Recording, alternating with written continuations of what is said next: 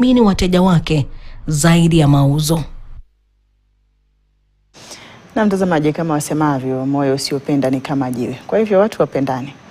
Na mtazamie taarifa kuhusiana na masala hayo, ambapo watoto wa shule yenye mahitaji maalum ya Kabarnet huko Baringo walikuwa na siku ya kipekee ya wapendanao, wakitembelewa na timu iliyoongozwa na Waziri wa Huduma za Jinsia, Utamaduni na Watoto Hana Cheptumo, gavana wa Baringo Benjamin Cheboy na wengine wengi wakiwemo Eka Hotel na Baraza la Taifa la Watu wenye Ulemavu walizuru shule hiyo na vile kutoa maua na kufanya matembezi ya kilomita 5. Hafla hiyo vile ilihudhuriwa na shirika la The Standard Group kama mdhamini mkuu wa vyombo vya habari. Elvis Kosgei alikuwepo na sasa anaarifu. Wanafunzi wa shule hiyo wenye mahitaji maalum ya Kabarnet walijawa na furaha walipopokea zawadi, maua na tabasamu za wageni, jambo lilowapa sababu ya kutabasamu siku ya wapendanao.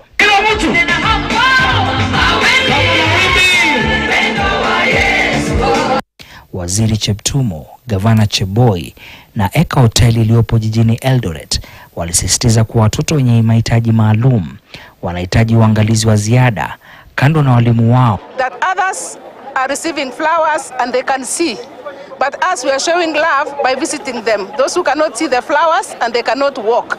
Thank you very much. Under the Ministry of Gender, Culture and Children's Services, this is a new state department. Under the Children's Act, we are supposed to establish a fund. And before we reach there, we have to give what we give. Today, we are not fundraising. Today, we are coming to share love. Kabernet's deaf-blind school is one of its own kind.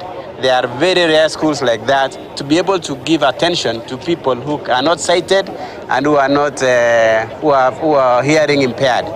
We are appealing to the public to come to the support of these young people.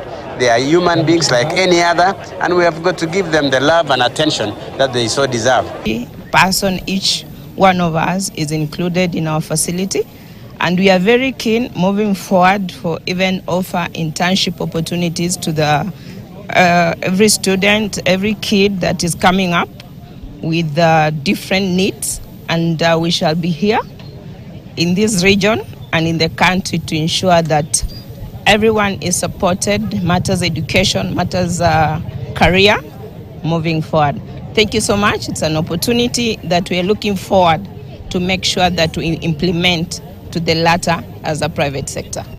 Walitaka watoto wenye mahitaji hayo wapate kipaumbele katika bajeti ya sheria. It requires one person to take care of, aside from the teacher.